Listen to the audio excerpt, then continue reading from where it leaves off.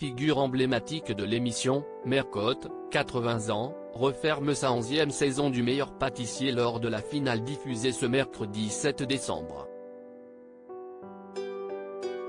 L'occasion de faire le bilan de ce cru 2022 et d'évoquer ses envies.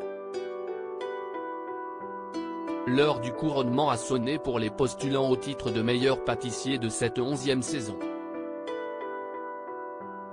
Après Maud l'an dernier, qui sera sacré prince ou princesse de la pâtisserie? Engagés depuis le 7 septembre dans le concours, les spécialistes du dessert encore en lice vont se départager ce mercredi 7 décembre lors d'une finale royale.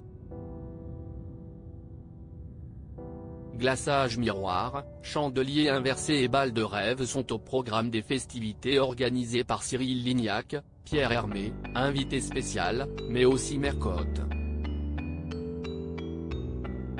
Mercotte dont les épreuves techniques ont, une nouvelle fois, été particulièrement attendues et commentées par les téléspectateurs sur les réseaux sociaux. Pour Télé Loisirs, celle qui est présente dans l'émission depuis ses débuts en 2012, revient sur cette 11e saison et évoque ses envies pour l'avenir. J'apprécie vraiment l'approche de la pâtisserie de Cléo Télé Loisirs, à l'heure de la finale. Comment évaluez-vous le niveau de cette 11e saison? Mercotte, tous les pâtissiers ont créé une belle ambiance tout au long des épreuves. Et puis certains sont parvenus à améliorer leur technique et à se hisser au niveau des meilleurs. Je ne retiens donc que du positif. Cette année, quel défi de Mercotte a donné le plus de fil à retordre aux candidats? Sans hésitation, les gâteaux bateaux. Les desserts devaient flotter sur l'eau, dans une petite piscine, et beaucoup ont bu la tasse. Quelle a été votre meilleure dégustation? Je garde un excellent souvenir de la tarte à la rhubarbe de Nils qui a démontré à cette occasion encore qu'il était perfectionniste et redoutable. Dès qu'on sort un peu des sentiers battus, Cyril Lignac a peur qui vous a le plus surpris et pourquoi? Cléo.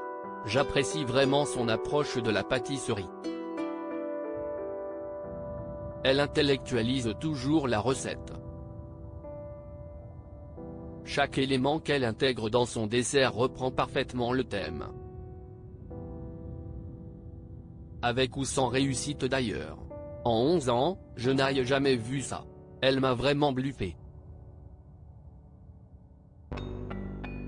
Et Cyril Lignac aussi. Oui. Cyril Lignac n'aime que le classique lui. Dès que quelqu'un sort un peu des sentiers battus, il a peur. Finalement, après avoir goûté, il se rend bien compte que si est bon. Rire, parlez-nous de votre collaboration avec Christophe Renou dans la cuisine secrète. J'ai vraiment beaucoup aimé cette cuisine secrète. C'était une super idée. Je connais Christophe Renou depuis au moins aussi longtemps que Cyril Lignac. Je crois que l'on a pu voir notre belle complicité lors de ces épreuves qui reprenaient des thèmes des anciennes saisons, des desserts que l'on a envie de refaire chez soi. Je crois que le public aussi a apprécié. Même si la hiérarchie a plutôt été respectée. Oui, si est un peu logique. Plus les candidats avançaient sous la tente, plus ils étaient doués et leur niveau a fait la différence dans la cuisine secrète. Mais, Franklin est tout de même parvenu à y passer plusieurs semaines. J'ai 80 ans, je me suis calmé. Quelles sont vos envies pour l'avenir? Bien sûr, il faut garder une part de spectacle dans le meilleur pâtissier. Mais des recettes plus traditionnelles peuvent aussi se révéler surprenantes et difficiles. Il faudrait peut-être revenir aux fondamentaux.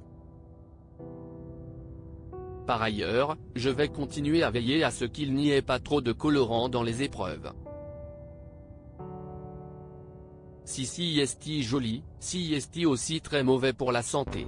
Vous avez été copilote de rallye aux côtés de votre mari.